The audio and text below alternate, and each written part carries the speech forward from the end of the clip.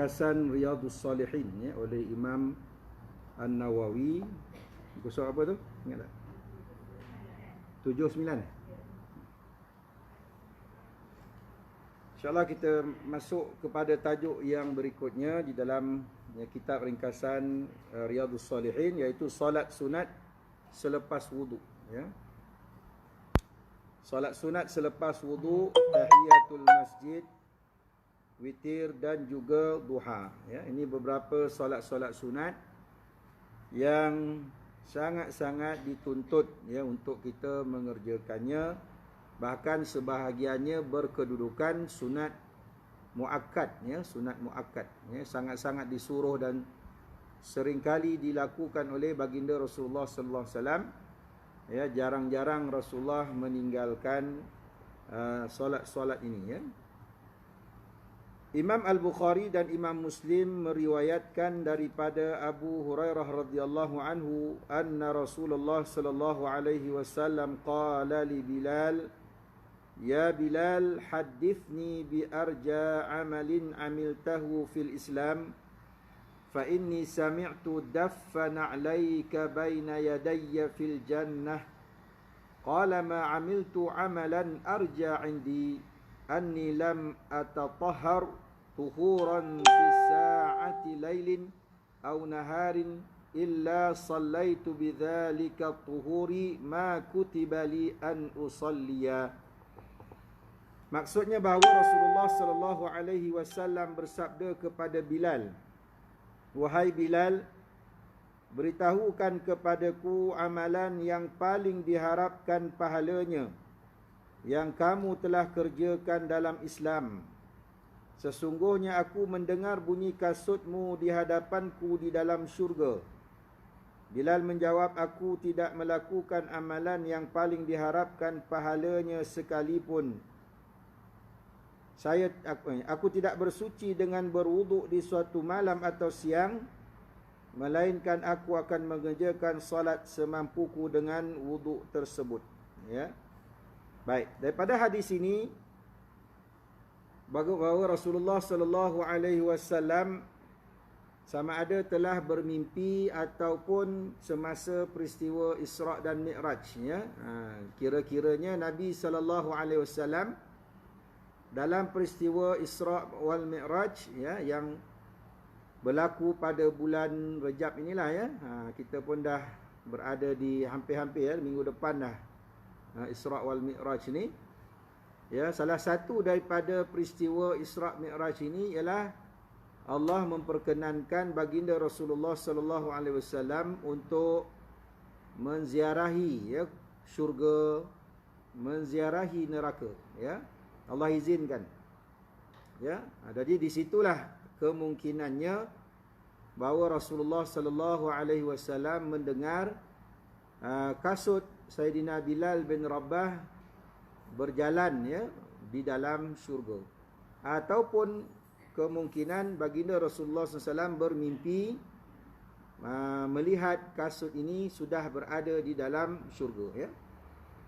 Jadi disebabkan rasa takjub ya, rasa kagum dengan kasut Sayyidina Bilal yang sudah berada di dalam syurga, maka Rasulullah tertanya-tanya, apakah hebatnya amalan Sayyidina Bilal ini sehingga kasutnya sudah menunggu-nunggunya di dalam syurga ya. Kita maklum bahawa Sayyidina Bilal seorang muazzin kan.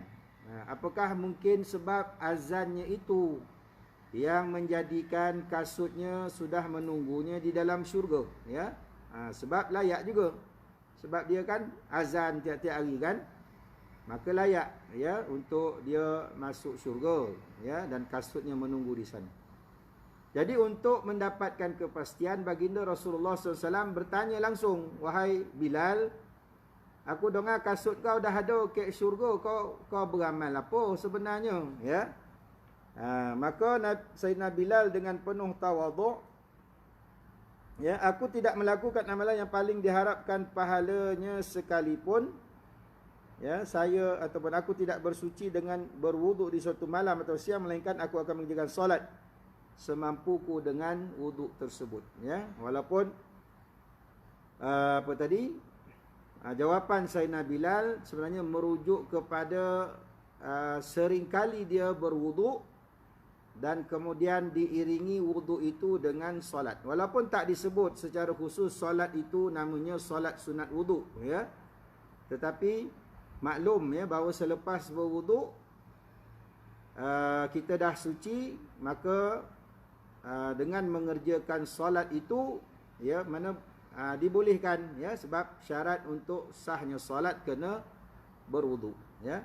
Jadi Sayyidina Bilal menggunakan peluang bersucinya dari hadas kecil tadi dengan mengerjakan solat 2 rakaat dan digelarlah dinamakan solat itu solat sunat wuduk, ya.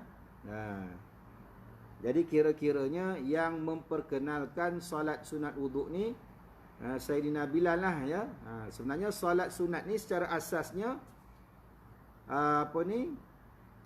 boleh dikerjakan pada bila-bila masa kecuali waktu-waktu yang dilarang, ya.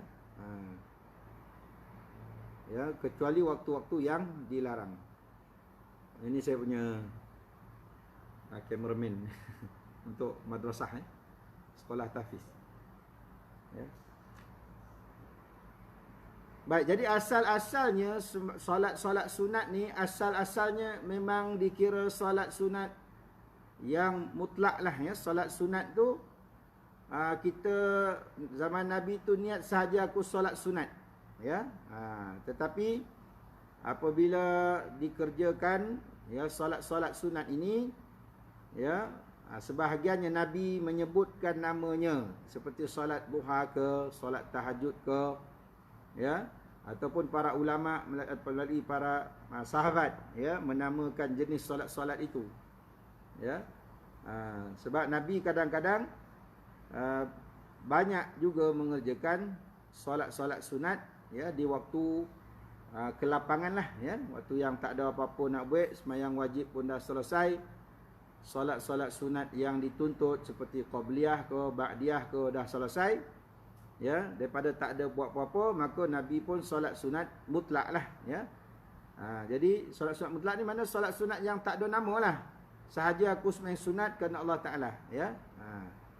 Jadi bila sesuatu amalan solat sunat itu mengiringi amal, contohnya berwuduk, solat sunat, dengan sebab berwuduk itu maka digelarkan solat sunat wuduk, ya.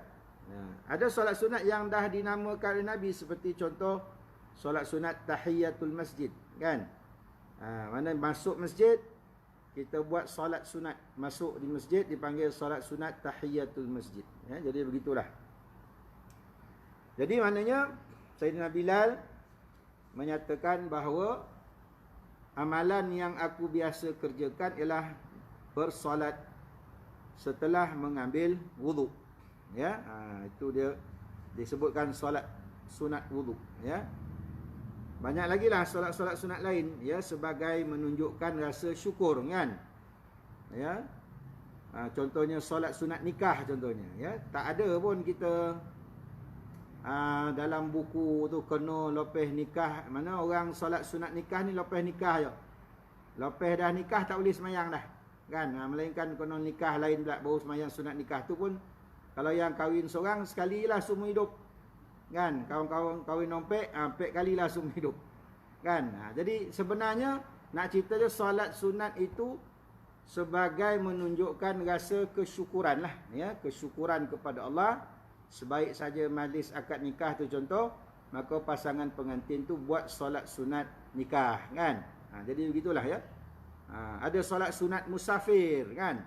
Sebelum kita nak pergi umrah ke pergi Mekah, kan, dah ambil wuduk siap sebelum nak keluar tu kita buat solat sunat musafir, kan. Jadi dinamakan solat-solat jenis solat itu berdasarkan perbuatan yang telah berlaku ataupun yang akan kita lakukan tadi, ya. Boleh tak? Ya. Jadi sebab itu kita tengok dalam hadis ini tak ada pun dia kata aku mengerjakan solat sunat wuduk, tak ada, kan, ya. Disebut solat sunat selepas berwuduk, ya. Maka niat itu, ya, bolehlah kita nak lakukan sama ada aku solat sunat wuduk 2 rakaat kerana Allah Ta'ala, ataupun kita nak sebut saja aku sembahyang sunat, ya, selepas berwuduk, ya, atas sebab selepas berwuduk, ya, kerana Allah Taala, ya.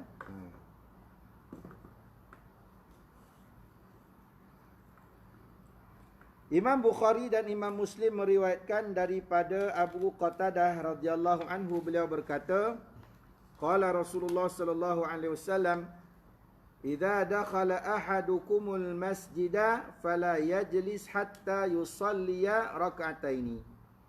Rasulullah sallallahu alaihi wasallam bersabda, apabila salah seorang daripada kalangan kamu masuk ke masjid, ya, maka janganlah dia duduk sehingga dia telah mengerjakan solat sunat. Nampak tu? Kalau ikutkan hadis tu, tak ada pun Nabi kata nama solat itu ialah solat sunat tahiyatul masjid. Nampak tak? Dia sebut tadi, fala yajlis hatta yusalliya raka'ataini. Janganlah dia duduk, melainkan dia solat dulu 2 rakaat. Ya. Jadi asalnya hatta yusalliya raka'ataini. Janganlah dia duduk, melainkan dia solat dulu 2 rakaat. Ya.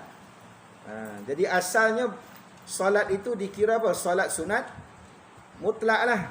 Ya, solat sunat sahaja, ya, solat sunat sahaja, tapi diikatkan dengan sebab masuk ke masjid, maka jadilah solat itu solat sunat tahiyatul masjid, ya.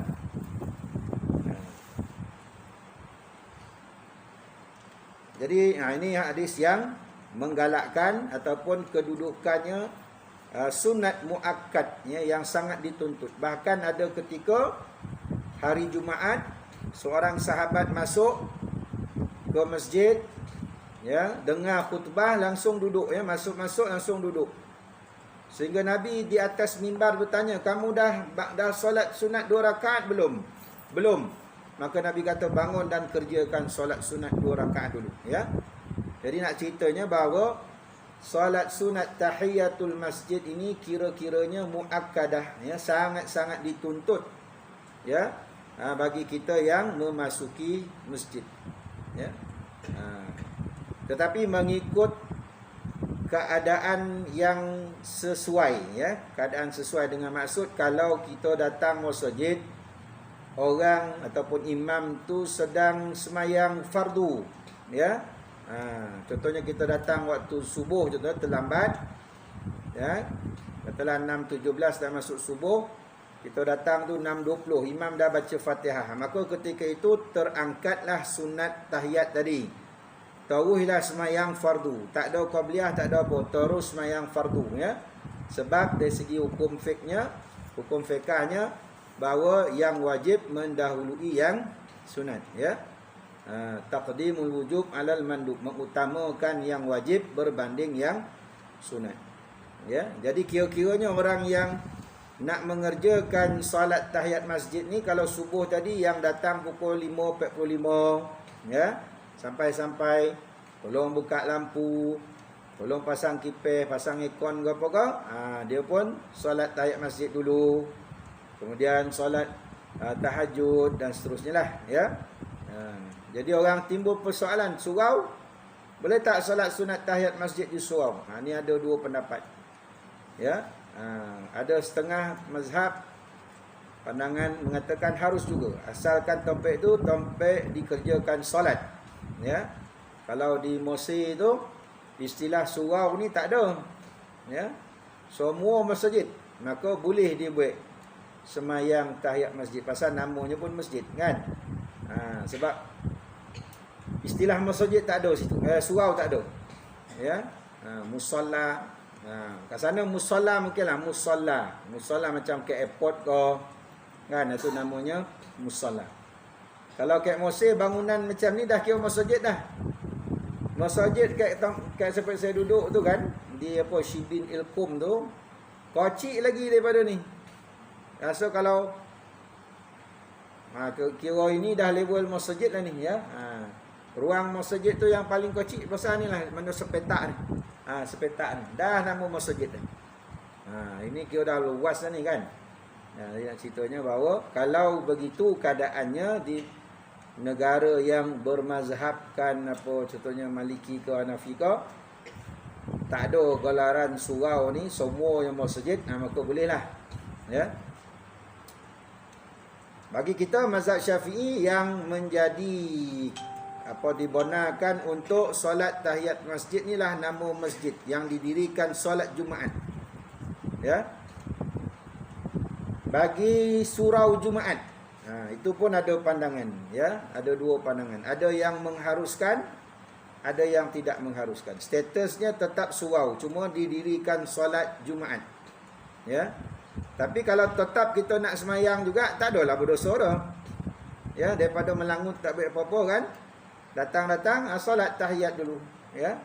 Sebagai kita istilah menghormati lah, ya. Tahiyat ni mana mengucapkan salam, mana solat selamat datang, ya. Kita datang ke surau, ke masjid tu kita mengucapkan selamat datang, menzahirkan ucapan selamat datang kita dengan bersolat sunat, ya. Jadi boleh, ya, bagi setengah mazhab. Bila ada pandangan, dua pandangan macam ni, nak buat pun boleh, nak duduk tarawih pun boleh. Tapi kalau betul-betul masjid, ya, maka mendirikan solat sunat tahiyat masjid ni sangat-sangat dituntut, ya. Hampir sangat tuntut ni, hampir macam kalau tak buat tu jatuh berdosa lah. Hampir lah, tapi tak berdosa dah. Ya. Sebab Nabi pun tadi kan merujuk kepada hadis, Nabi pun sampai tengah khutbah pun suruh orang bangkit semayang dulu. Ya. Kalau benda tu tak penting sangat, orang tu dah duduk, pokok dia kau lah, kalau dah duduk takkan dia nak suruh semayang kan. Macam tu lah. Maknanya tuntutan tahiyat masjid ni sangat-sangat besar. Ya, tetapi bagi kita contohnya datang ke masjid contohnya, tak ada wuduk ke apa, ya. Tapi disebabkan kita ni nak berehat sebentar ke apa, penat sangat, ya. Contohlah, ya. Maka bolehlah ganti dengan tasbih, subhanallah walhamdulillah wala ilaha illallah wallahu akbar sebanyak 3 kali lah, ya. Sebagai menggantikan solat sunat tahiyat masjid. Tapi tetaplah semayang itu diutamakan, ya.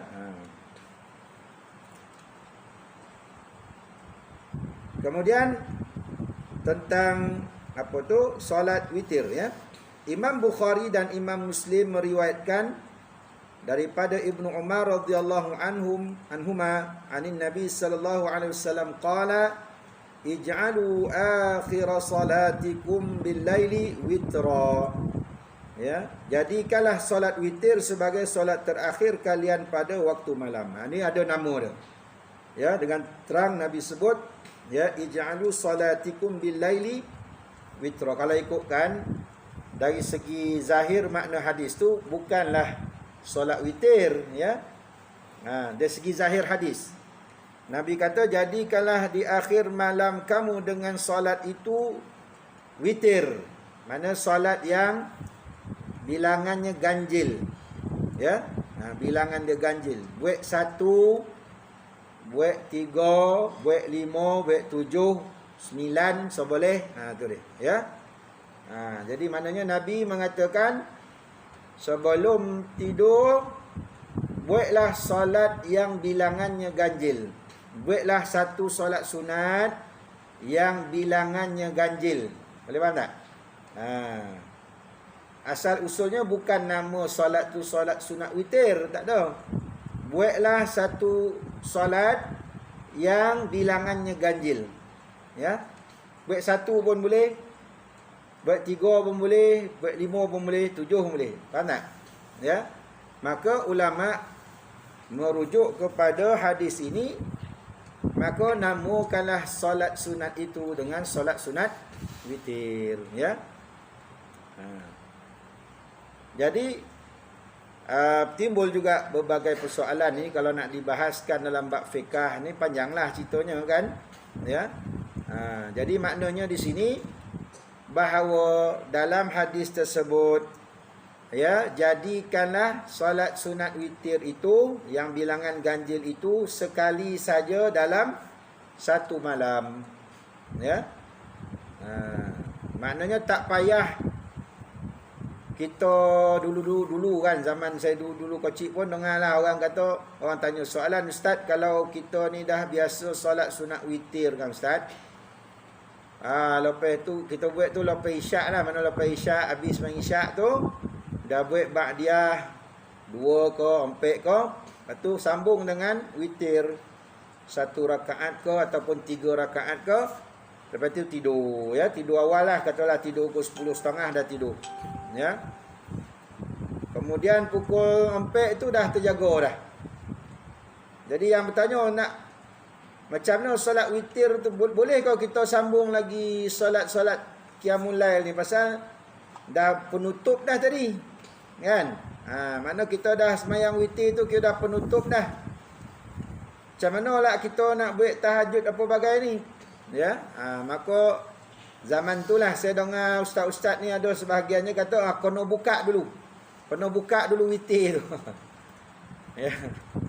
Maknanya kena buat 1 balik, kira jadikan dia gonak balik daripada malam tadi 3, buat 1 dulu jadi 4, maka terbuka lah balik witir tu. Lepas tu sambunglah tahajud ke, taubat ke, tasbih ke, hajat ke, apa ke, tu tutup balik 1. Pernah saya mendengar gitu dulu, ya. Maka dibincang-bincang balik oleh para ulama. Maka yang muktamadnya sekarang, saya dengar banyak ustaz-ustaz kita pun muktamadnya, kalau dah buat malam tadi sebelum tidur 3 rakaat witir, bangun esok tu nak tahajud ke apa, terus je lah, dan tak payah ditutup, dibuka lagi, ya. Dah kira dah tu yang 1 tadi, ya. Pun ada yang berpandangan, kalaulah kita ni memang lazim, memang biasa bangun awal, biasa buat qiyamul lail ni, ya, semayang tahajud dan sebagainya, maka lebih utama dilewatkan witir itu setelah selesai yang tahajud, hajat, tasbih apa sebagainya tadi, ya. Memang kita rajin bangun pukul 10.30 malam tidur, pukul 4.30 memang sentiasa bangun, tiap-tiap malam memang bangun. Maka penutup daripada salat qiyamul lail itu dengan witir, ya. Tetapi bagi yang tak jangkau boleh bangkit, ya. Memang dia kalau tidur tu tidur mampu lah, ya, bawa katil dikojok di bini, dia curah dengan air baru bangun subuh tu, maka cukuplah bagi dia dengan witir pada lepas isyak tu, cukuplah. Boleh mana, ya. Kira-kira sangat galakkan penutup lah, maknanya kalau bangun pukul 4.30 tu, biar yang witir tu yang akhir sekali. Kalau tak jangkau boleh bangun, niat nak bangun seminggu tu, niat-niat dah terjaga sekali je, sekali je terjaga dalam seminggu tu, maka witir lepas isyak tu lebih baik lagi bagi dia. Boleh faham tak? Ya. Jadi cerita yang buka tutup tu tak payah dah, ya. Nak buka balik tutup balik tak payah, ya. Macam kita bulan Ramadan nanti esok kan kita yang ikut imam ni memang dah witir dah, memang semayang tarawih tu penutup kan witir kan. Di situ yang jadi timbul persoalan, nak kena buka dulu kau. Tak payah. Jadi esok bangkit tu lepas sahur tu nak nyambung dengan segala tahajud ke apa ke, terus je, tak payah diwitir-witirkan lagi, ya. Boleh. Baik.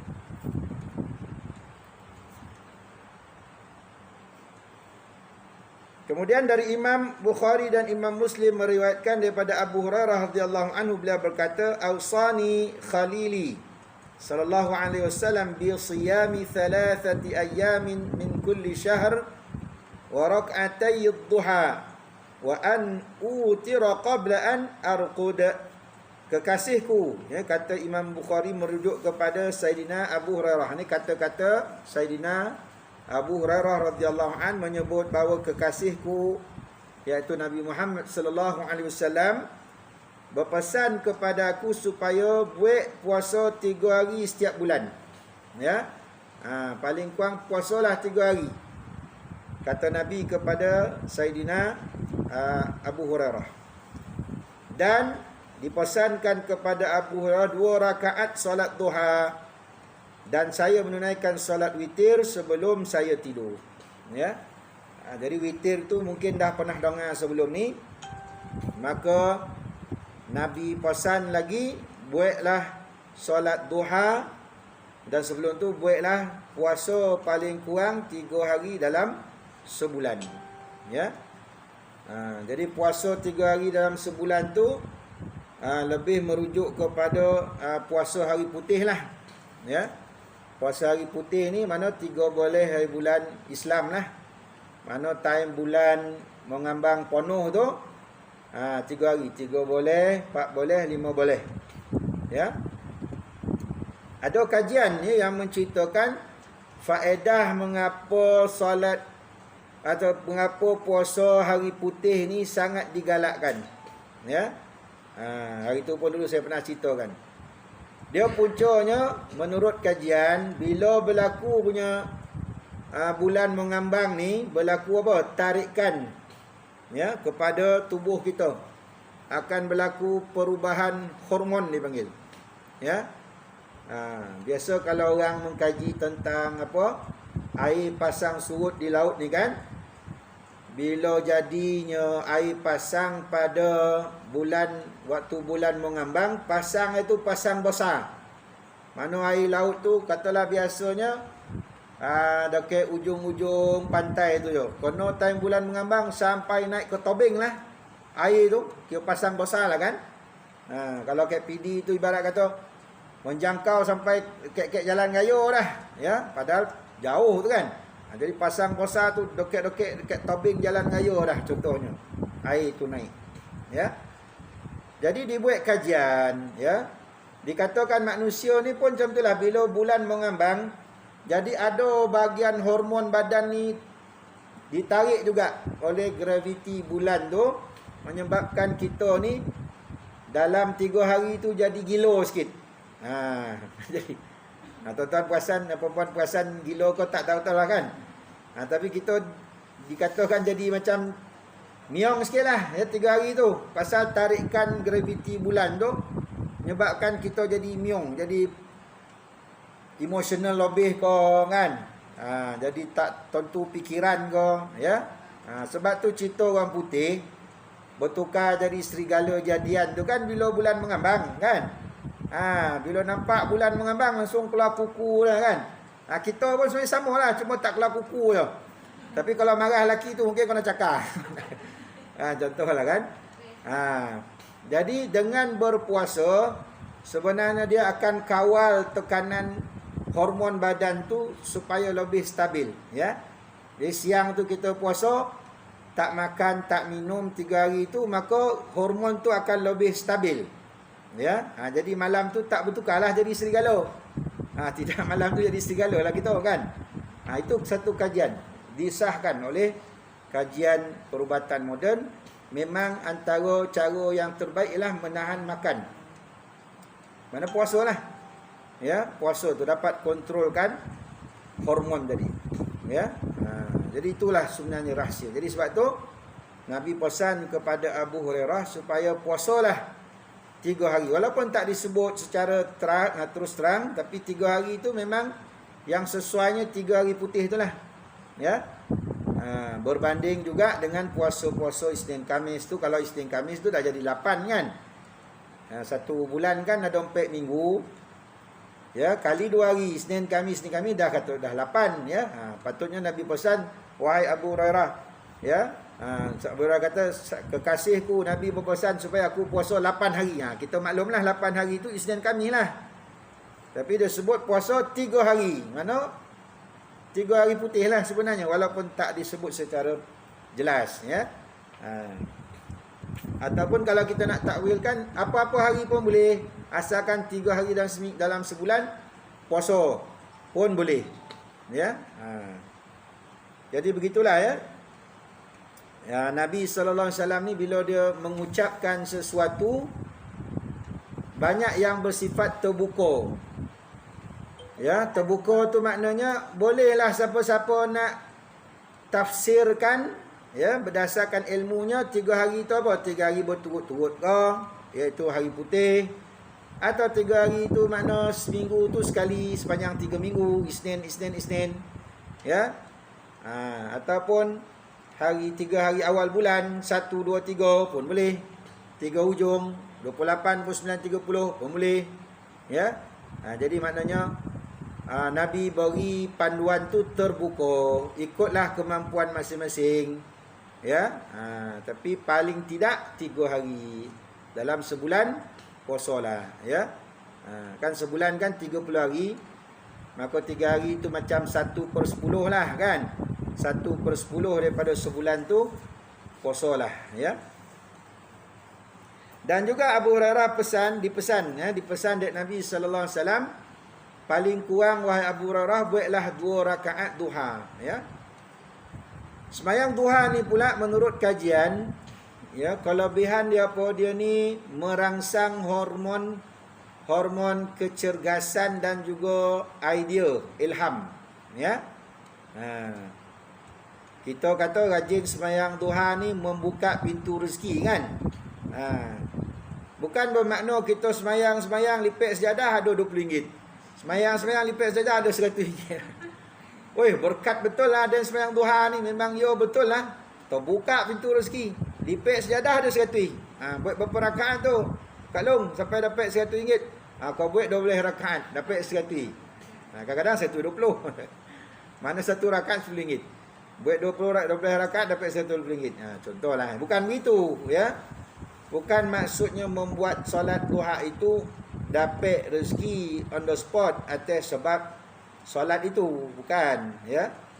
Menurut kajian setengah pendapat, ya, dikatakan bahawa bila kita sembahyang duha ni eloknya yang di awal tu lah. Walaupun tempo untuk solat duha ni sampai sebelum 12 tengah hari, ya. Kira 12 tengah hari sampai 1 tu dah nama waktu tu dinamakan waktu qailulah. Bukan lagi waktu duha, ya.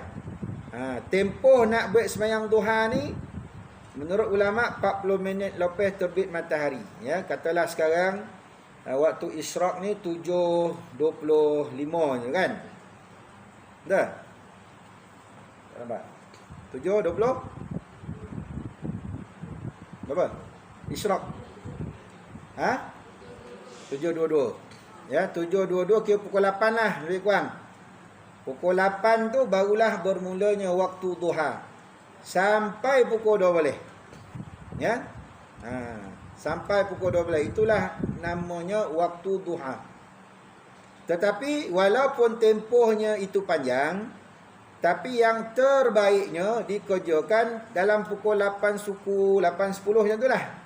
Ya, kira-kira pukul yang pagi tu lah. Supaya dengan kita solat duha itu merangsang, ya, hormon idea dan semangat kerajinan, ya. Dia rangsangkan hormon tu. Bila pagi-pagi tu nak buat apa ni, adalah idea dia tu, ya. Di samping dia akan menjana kerajinan kita lah, tenaga kita untuk bekerja dengan lebih bersungguh-sungguh lagi. Itu yang membukaan pintu rezeki tu, ya. Maknanya kalau sembahyang duha daripada pukul 8 sampai pukul 12, lepas tu tak buat apa-apa, tidur lah lepas tu kan. Itu laki balik kerja pun dia lompang kita kan. Mana nasi tak ada, sembahyang je dan nak makan. Bukan dapat pintu rezeki dah. Dapat rezeki penampan kan. Jadi makna bukan sembahyang itu yang membukakan rezeki, ya. Akibat daripada solat tadi datang idea, ilham, semangat bekerja yang tinggi. Itu sebenarnya menjadi asbab terbukanya pintu rezeki gitu. Faham tak? Ya. Sembahyang 12 rakaat pun melopong, lepas tu tengok Hindustan ke apa, tengok Korea ke, tak mau dah. Dapat rezeki tu, ya. Dapat ilham buat apa, panda, food panda ke apa kan. Buat mamasap ke apa. Ya, buat krepek apalah cerita kan, jual daripada rumah ke. Ilham tu datang. Itu akibat daripada kosan solat sunat duha itu. Allah berikan dia ilham-ilham yang boleh membukakan jalan-jalan rezeki masuk, ya. Gitu.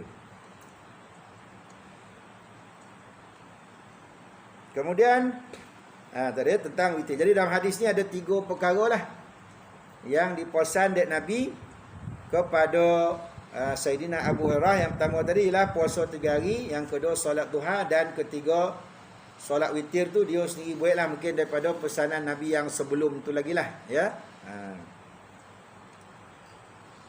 Imam An-Nawawi berkata sesungguhnya mengerjakan solat witir sebelum tidur adalah digalakkan bagi orang yang tidak yakin mampu bangun di akhir malam. Ni saya cerita tadi lah, ya.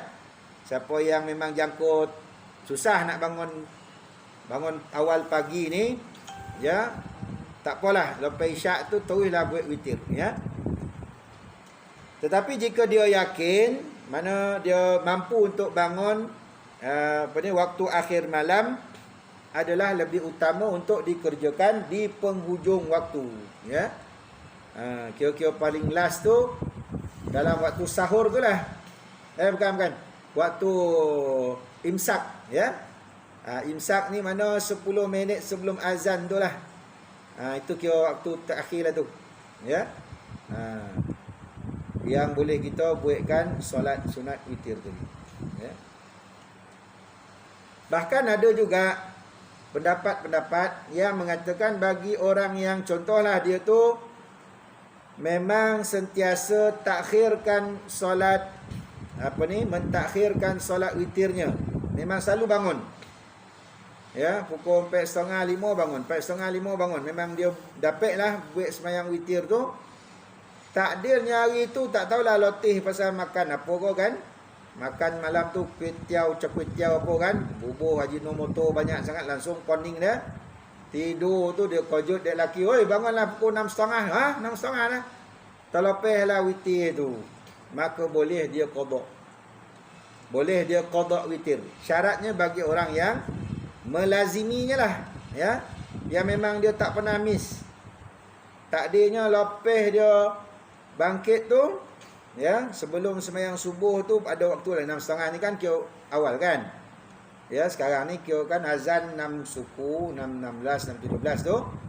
Kira 6:30 tu baru lagi lah, ya. Mana dia boleh lah nak qadakkan. Ataupun lepas dia sembahyang subuh dia nak buat qada witir, boleh. Ya.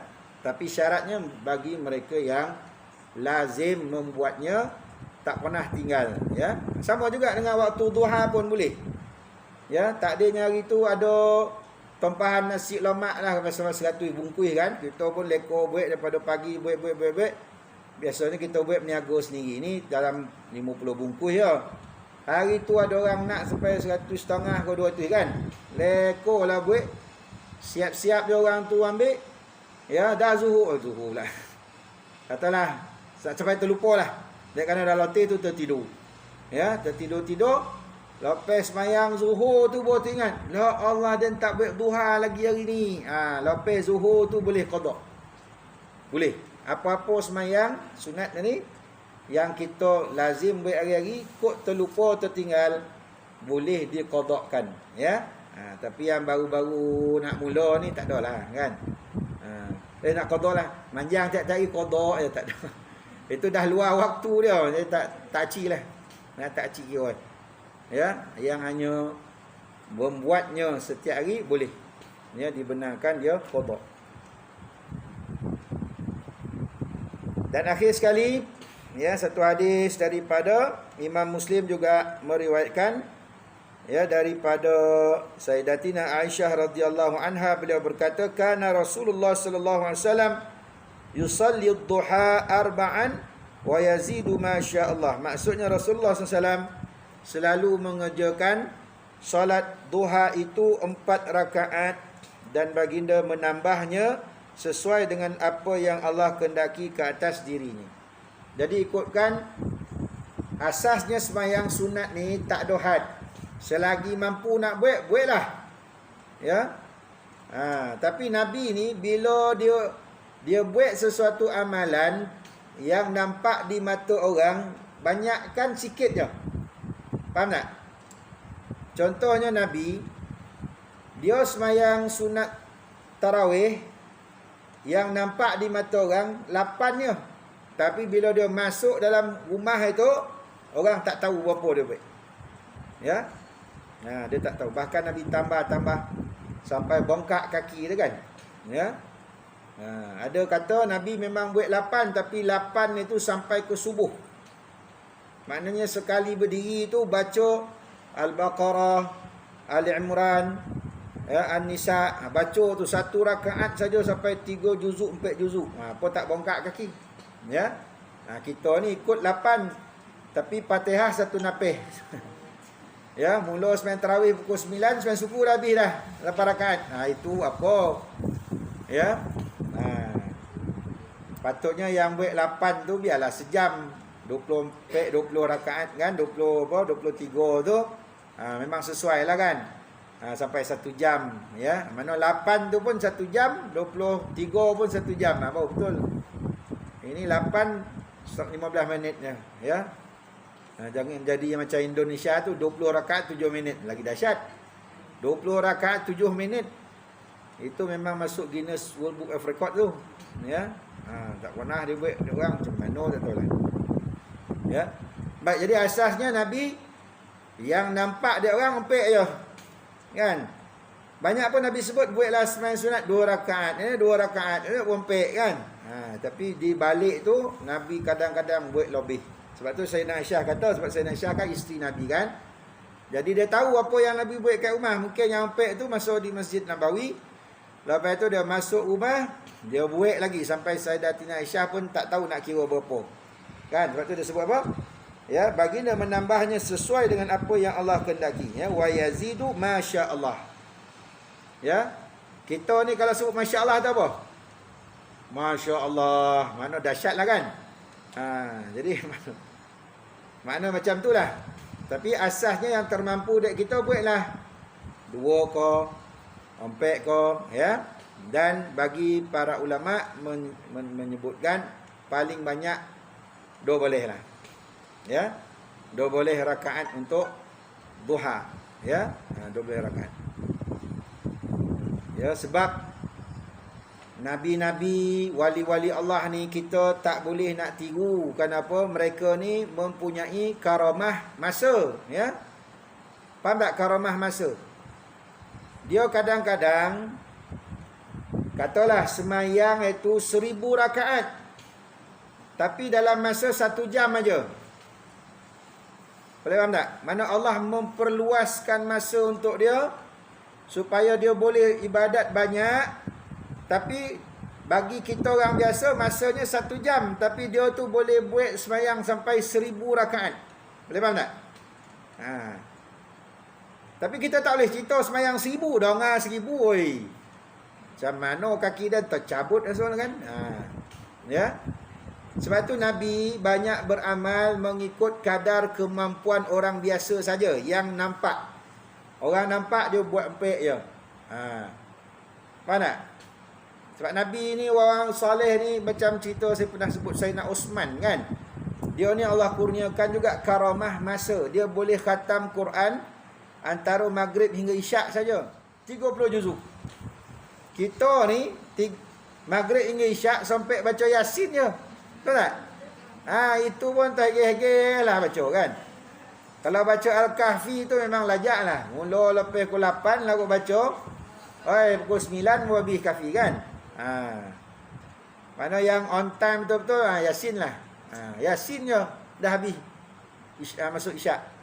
Tapi Sayyidina Osman boleh Fatihah sampai Qul a'udzu binnas 30 juzuk antara maghrib hingga isyak. Itu karamah masa. Ya.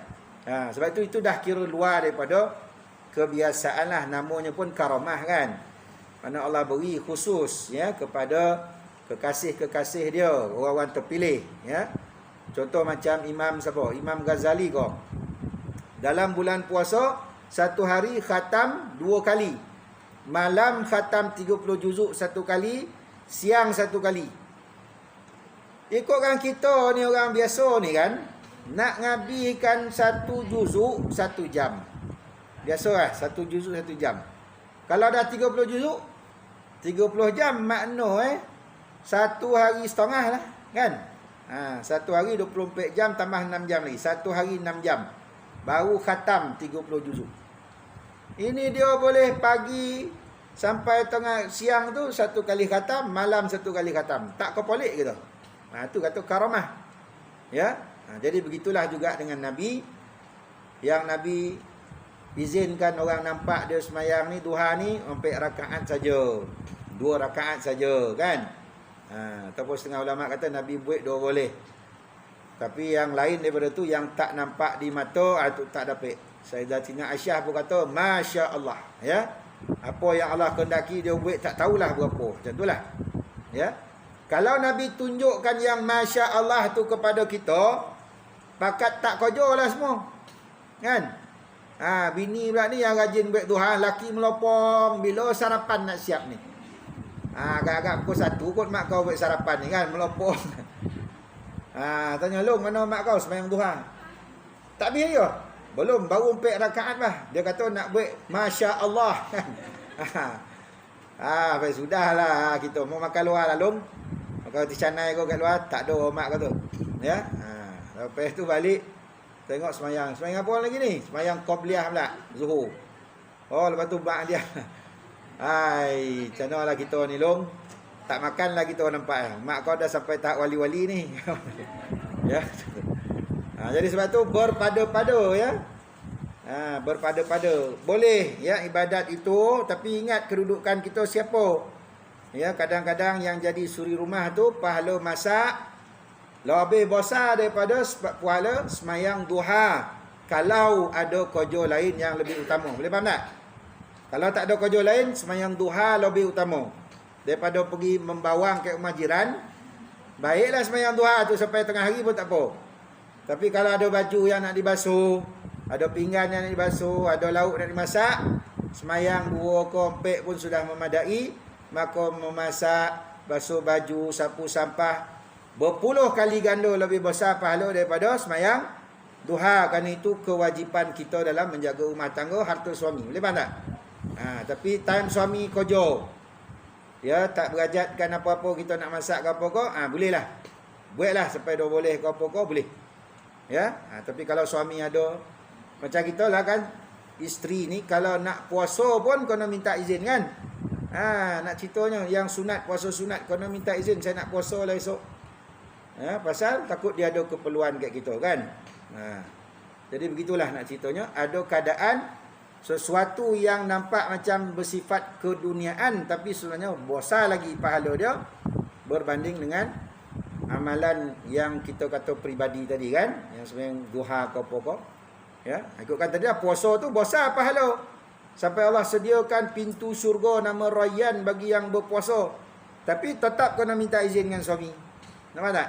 Pasal melayan suami itu pahala lebih lagi daripada puasa sunat. Kalau dia ada di rumah. Kalau dia perlu kepada kita, ya. Itu keadaannya ya. Jadi hadis-hadis ini ya, laksanakanlah ya sebaik-baiknya berdasarkan apa? Keadaan-keadaan yang bersesuaian ya. Jangan kata straightforward je. Ni kena macam ni, Nabi suruh dan saya dengar ustaz ceramah tadi, saya kena semayang ni sampai Masya Allah ni. Melopong lagi tu, kesian dia kan. Itu ya. Wallahu a'lam. InsyaAllah sambung lagi akan datang zikir dan doa Nabi dalam solat. Ya. Bismillahirrahmanirrahim. Subhanallah walhamdik. Asyhadu an la ilaha illa anta astaghfiruka wa atubu ilaik. Bismillahirrahmanirrahim. Wal 'asr innal insana lafi khusr illa alladhina amanu wa 'amilus solihat wa tawassaw bil haqqi wa tawassaw bis sabr. Sallallahu alaihi wasallam. Alhamdulillahirabbil alamin.